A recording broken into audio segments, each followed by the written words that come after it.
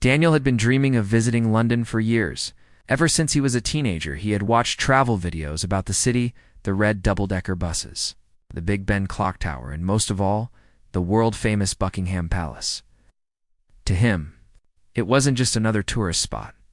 It was a symbol of history, tradition, and the kind of royal life he had only read about in books. Now, at 24, he finally had the chance to see it with his own eyes.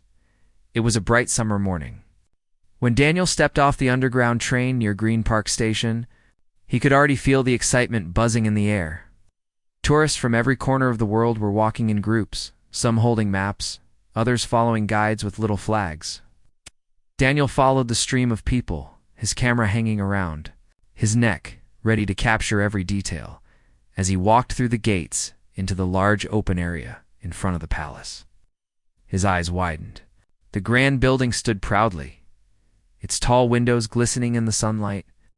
In front of it, the black and gold gates shone.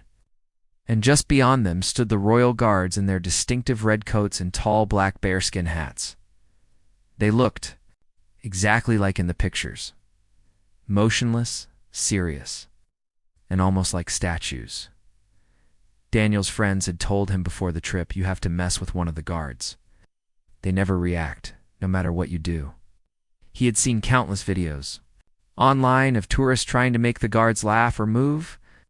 It seemed harmless and funny in those clips. Standing there now, he remembered those videos and felt an urge to test the truth for himself. He moved closer to one of the guards, careful not to touch him, but standing just a step away. The guard's eyes stared straight ahead, not blinking, not flinching. Daniel smiled to himself. "This is going to be gold for my followers," he thought. He pulled out his phone and set it to record, flipping the camera so his own face was in the frame alongside the guard. At first, he simply made a few silly faces, sticking out his tongue and raising his eyebrows dramatically. The people around chuckled quietly. A group of tourists nearby even pointed at him, whispering to each other. Daniel felt encouraged, as if he were performing on stage. Then he decided to push it further. He leaned slightly to the side, pretending to whisper in the guard's ear, "Hey mate, you awake in there?" He muttered softly, though he knew the guard wouldn't respond. He waved his hand in front of the guard's face, just far enough to avoid touching him. Still nothing. He stepped back, grinning, and imitated the guard's stiff posture, even copying his ceremonial march in an exaggerated, clumsy way. People began to gather, watching Daniel's little act. Few laughed, but some gave him disapproving looks. One older man, standing with his wife, shook his head and muttered something about respect. Daniel ignored them. "This is too easy," he whispered to himself. He crouched slightly, holding his phone lower so the camera could catch the guard's serious face beside his own playful expressions. He spoke to the camera in a low voice, saying, "This guy's not even human, I swear. Look at him." Thing was, Daniel didn't truly understand the role of the royal guards. To him, they were like costumed actors at a tourist attraction. But in reality, these guards were fully trained soldiers in the British Army. They weren't there just for show. They were protecting one of the most important residences in the country. As Daniel prepared to try one more trick, he thought of pretending to reach for the guard's rifle, not to touch it, but just to make it look like he was about to. In his mind, it was harmless. In reality, it was crossing a dangerous line. He moved his hand slowly towards the rifle, glancing at his phone screen to make sure the camera caught everything. But before he could get close, the guard suddenly moved. The sharp sound of a boot striking the ground echoed through the air as the guard stepped forward, bringing the rifle slightly up and shouting in a deep, commanding voice, "Stand back." The sudden change in the scene shocked everyone. The tourists who had been laughing moments ago fell silent. Daniel froze, his heart pounding in his chest. The guard's voice wasn't playful. It was firm, powerful, and meant for authority. For a brief moment, Daniel didn't know how to react. He forced a nervous smile, pretending it was still all part of the fun. But the atmosphere had shifted. The crowd's laughter had disappeared, replaced by curious, uneasy stares.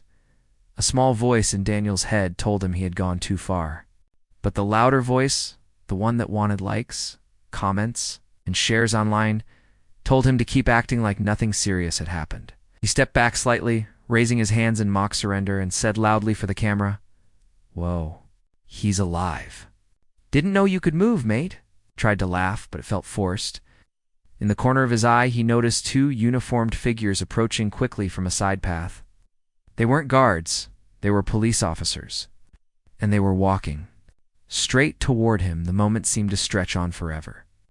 Daniel could still hear the clicking of cameras and the soft murmurs of the crowd, but everything else faded.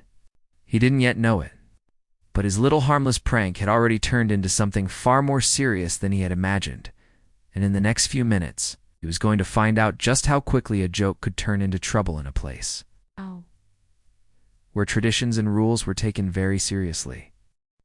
Daniel's smile faded as the two police officers came closer. They were walking with quick, purposeful steps, their eyes fixed on him. The crowd had started to step back, leaving a small open space around Daniel, the guard, and the approaching officers. The air felt heavier now, as if everyone knew something serious was about to happen. The guard had already returned to his stiff position, his eyes forward, as if nothing had happened. But Daniel could still feel the echo of that firm command ringing in his ears. Stand back. It had been loud, sharp, and not something you could mistake for a joke. The first officer, a tall man with a calm but serious face, stopped right in front of Daniel. The second, a woman with sharp eyes, stood just slightly to the side, scanning the crowd. Double quotes, "Sir." "Step aside for a moment," the male officer said. His tone wasn't angry, but it was clear he expected Daniel to follow instructions. Daniel hesitated. He still had his phone in his hand, recording. Part of him wanted to keep filming, to make this whole thing look like an overreaction for his audience. But there was another part, a quieter, uneasy part, that was telling him to put the phone away and listen. Sure, Daniel said, trying to sound casual. Stepped away from the guard and toward the low barrier where the officer had motioned. The female officer looked at him directly and asked, "Do you understand why we've approached you?" Daniel shrugged. "I was just having a bit of fun. Everyone does it. I didn't touch him." The male officer's expression didn't change. "That's not the point, sir. You've interfered with a member of the King's Guard while on duty.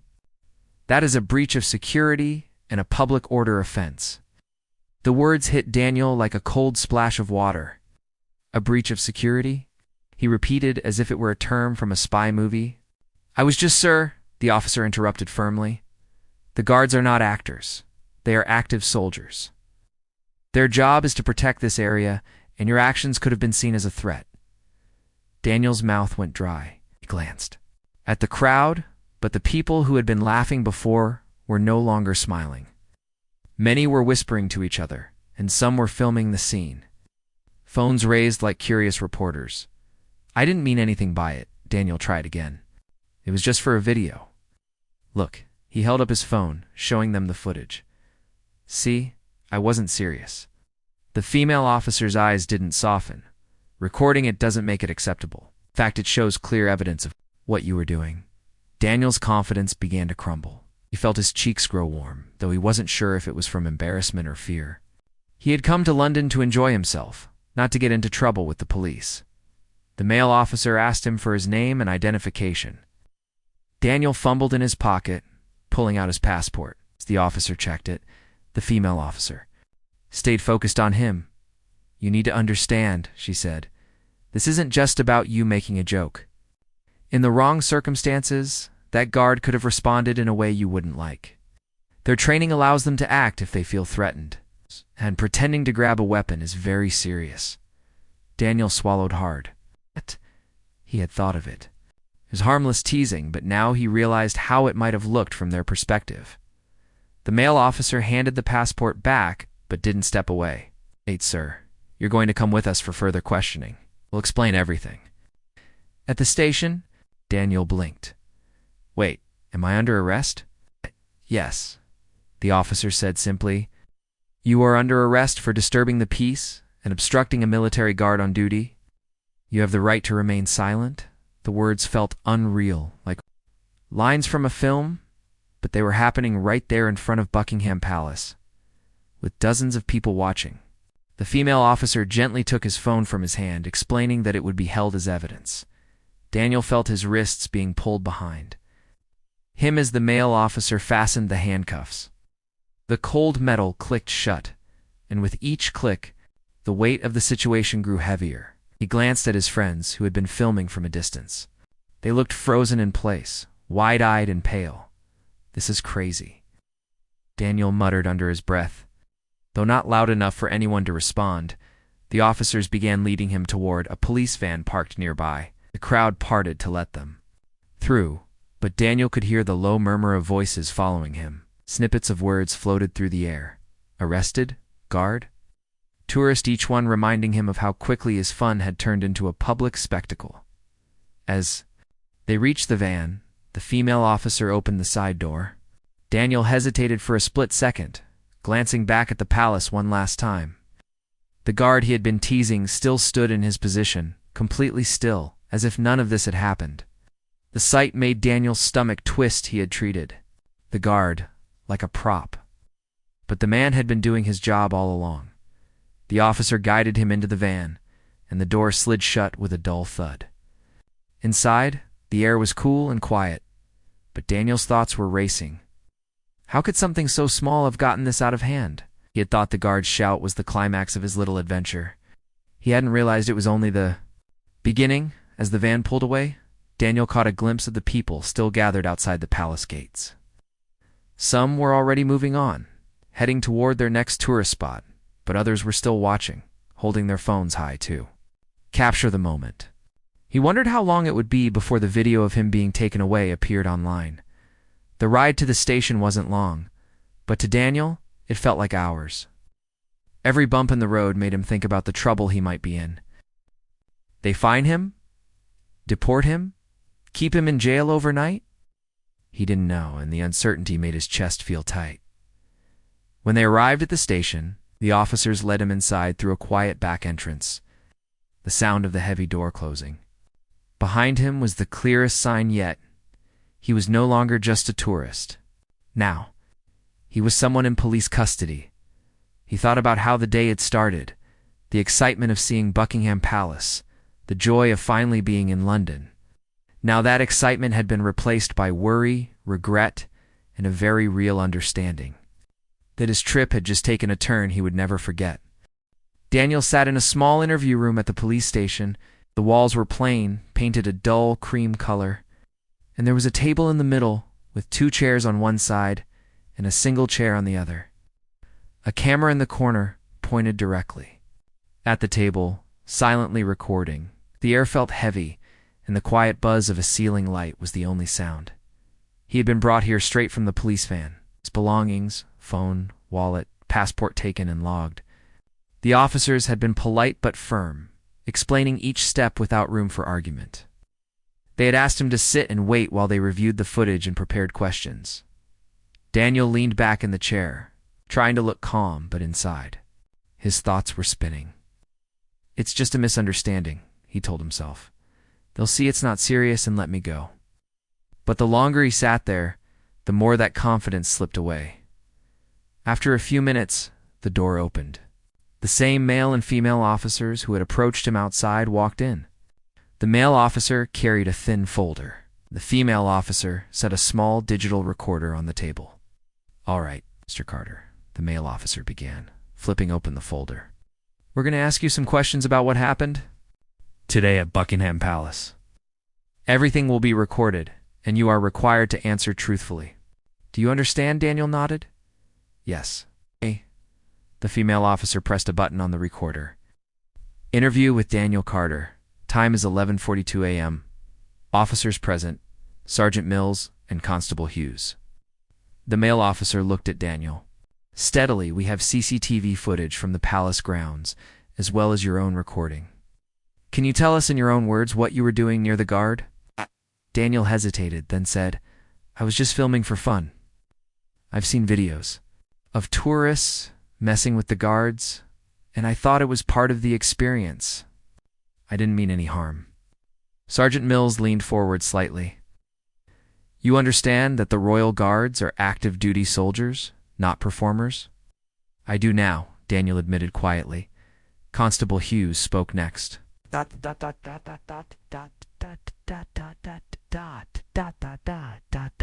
In your video, you can be seen waving your hands near the guard's face, imitating his march, and moving your hand toward his rifle. Were you aware that pretending to reach for a weapon can be considered a threat? Daniel's stomach tightened. I wasn't going to touch it. I thought it would be obvious I was joking. It wasn't obvious to us, Sergeant Mills said. His voice still calm but firm. It wasn't obvious to the guard either. Their duty is to respond to any potential threat, whether it's real or not. The fact that you didn't actually touch the weapon doesn't erase the seriousness of your actions. Daniel dropped his gaze to the table. The weight of their words made him realize just how badly he had misjudged the situation. Sergeant Mills continued. We also have to consider the crowd. Your behavior encouraged others to gather, which could have created a safety risk. Our responsibility is to keep the public and the guards safe. Do you understand why this is a problem? Daniel nodded again. Yes, I get it now. For a moment the room was silent except for the faint hum of the light above. Then Constable Hughes said, Mr. Carter, based on your cooperation and the fact that this is your first offense, the next steps will depend on further review. But you are currently being held under the Public Order Act for disturbing the peace and obstructing a member of the armed forces in the execution of their duty. Daniel's heart sank at the words being held. He had hoped they might just give him a warning and send him on his way. The officers asked a few more questions: where he was staying, how long he planned to be in the UK, whether he had been drinking. Daniel answered honestly. He wasn't drunk and he had only been in the country for 2 days. When the questioning ended, Constable Hughes stopped the recorder and Sergeant Mills closed the folder. You'll be placed in a holding cell until a decision is made. It could be a few hours or it could be overnight, depending on the outcome. Daniel's stomach twisted. Overnight for this? Sergeant Mills stood. It's possible. We'll see what the reviewing officer decides. The female officer opened the door, and Daniel was escorted out. They led him down a narrow hallway with thick metal doors on each side. At the end, a large door buzzed open, revealing a small holding area with several cells. One of the cells was empty. Inside was a simple bench fixed to the wall, a toilet in the corner, and nothing else. The officer motioned for him to step inside. The heavy door closed behind him with a metallic thud, the sound echoing in the confined space. Daniel sat on the bench, running a hand through his hair. The reality of his situation finally hit him. He was locked in a cell, not because of some big misunderstanding, but because he had made a foolish choice. Time passed slowly. He couldn't tell if it had been minutes or hours. At some point, he heard footsteps outside and a distant door opening. Then, voices of officers talking quietly, their words muffled. He thought about his friends, who must be wondering what was happening. He imagined them standing outside the palace looking around for him, maybe calling his phone, only to find it was in police custody. He also thought about his parents back home. How could he explain to them that he had been arrested on his dream? Tripped for teasing a soldier? The idea made his chest tighten even more. After what felt like forever, the cell door opened again. Constable Hughes stepped inside with a clipboard. Mr. Carter, you'll be formally processed now. It means fingerprints and a photograph for our records. You'll also be allowed one phone call. Daniel followed her to another room where the process was quick but thorough. The fingerprint scanner felt cold against his fingertips, and the camera's flash made him blink. It all felt surreal, like he had been dropped into someone else's life. Once it was done, they handed him a phone. He called one of his friends, speaking quickly to explain where he was and asking them to contact the rest of their group. His friend was shocked, but promised to wait near the station until they knew more.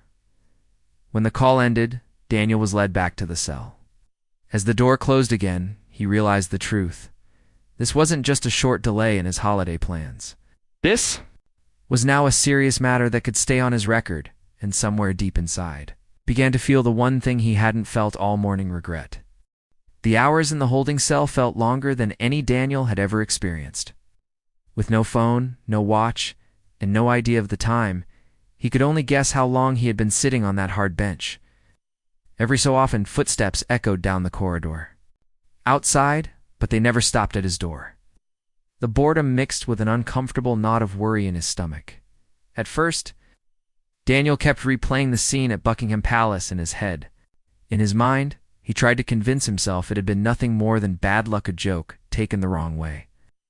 But the more he thought about the guard's sudden movement, the loud command, and the serious look on the police officers' faces, the more he realized this was not a small misunderstanding.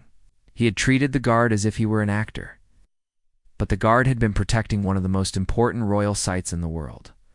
Finally, the sound of a key turning in the lock pulled Daniel out of his thoughts. The heavy cell door swung open, and Constable Hughes stepped inside. She had a small folder in her hand and a calm but firm look on her face. "Mr. Carter," she began, "you're going to be transferred to a magistrate's court in the morning. Till then, you will be moved to a secure detention facility. That means you'll be spending the night in a prison cell." Daniel's heart sank. "A prison cell, you mean? Like an actual prison?" "Yes," she replied matter-of-factly. "Standard for anyone being held for a court appearance. You will be given basic accommodations, and you'll be safe. But this is a serious matter, and you'll need to be presentable for the magistrate tomorrow." Daniel stood up slowly. He had imagined the worst-case scenario being a fine or a strong warning. But now the thought of spending the night in prison made his chest tighten. Constable Hughes handed him his jacket. "Follow me." They walked down the hallway, past other closed cell doors. At the end of the corridor, Sergeant Mills was waiting. He gave Daniel a short nod and led him through a set of double doors into a brightly lit processing area. Their two other officers were waiting beside a van with barred windows. Daniel was guided toward the van.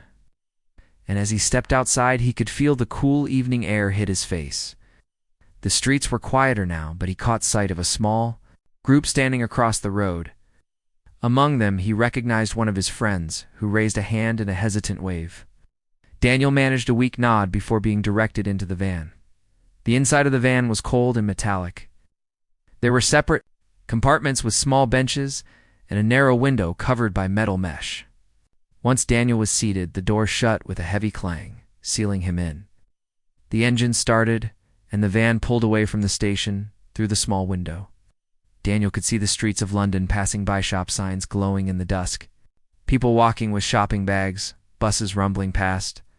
For most of them, it was an ordinary evening. For him, it was a ride to a place he had never imagined he would see from the inside.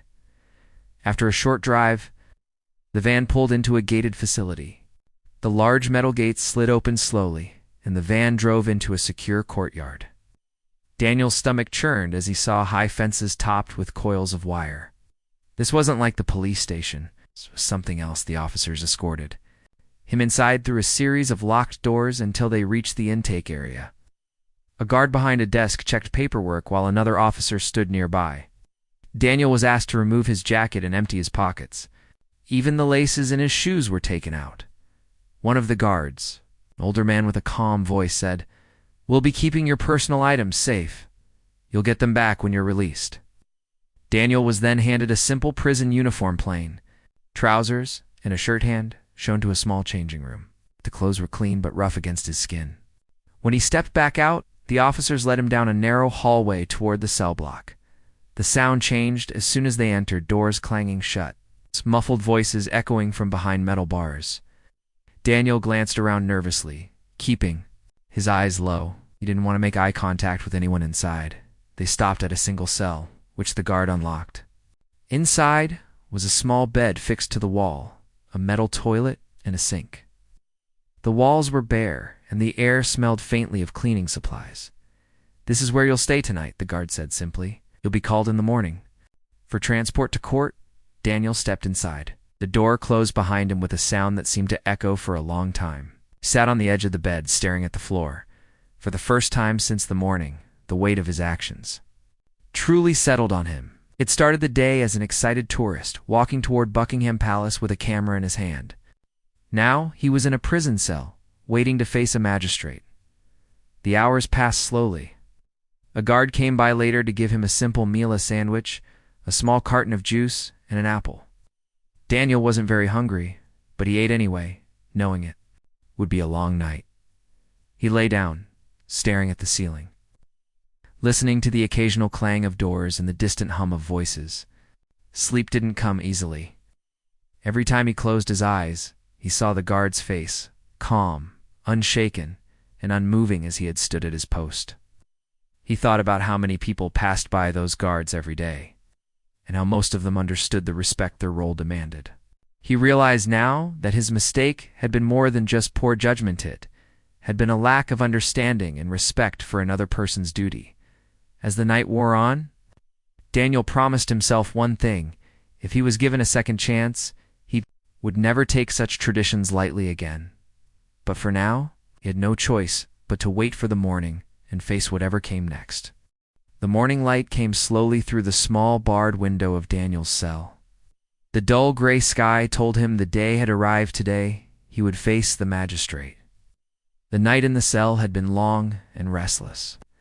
Every time he closed his eyes, thoughts rushed in, mixing worry, regret, and a hope that things might turn out better than he feared. A guard unlocked his cell and called out, "Time to get ready, Carter. They're waiting for you."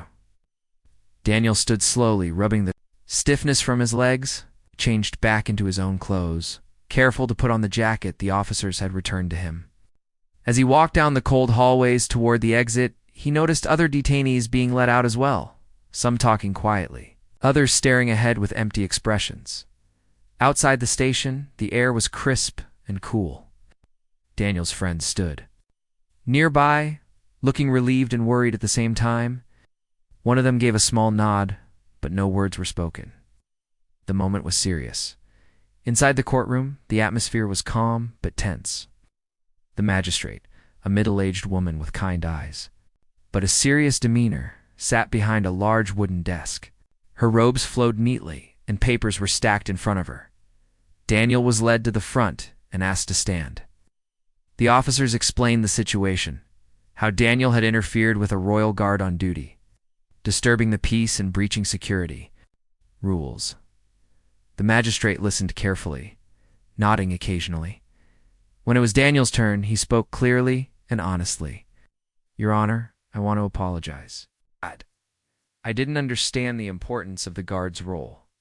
I thought it was harmless. Fun. I realize now that I was wrong, and I'm truly sorry." The magistrate looked at him thoughtfully. "Mr. Carter, the Royal Guards are indeed soldiers with an important job. It is essential that the public respects them and the traditions they represent. Your actions could have caused a serious incident." Daniel nodded, feeling the weight of her words. After a brief discussion with the officers, the magistrate made her decision. "Given that this is your first offense, and considering your cooperation, I am issuing a fine and a formal warning. This warning will remain on your record, and any further incidents will result in more severe consequences." Daniel exhaled deeply, feeling a mixture of relief and humility. He had expected much worse, but understood the gravity of what had happened. Outside the courtroom, his friends gathered around him. One clapped him on the shoulder. "That could have gone a lot worse, mate," he said softly. Daniel smiled weakly. "I know. I've learned my lesson the hard way." As he walked away from the courthouse, Daniel's phone buzzed. He glanced down to see messages from strangers who had watched the video of his arrest online. Some were laughing, others criticized him, a few offered advice and support.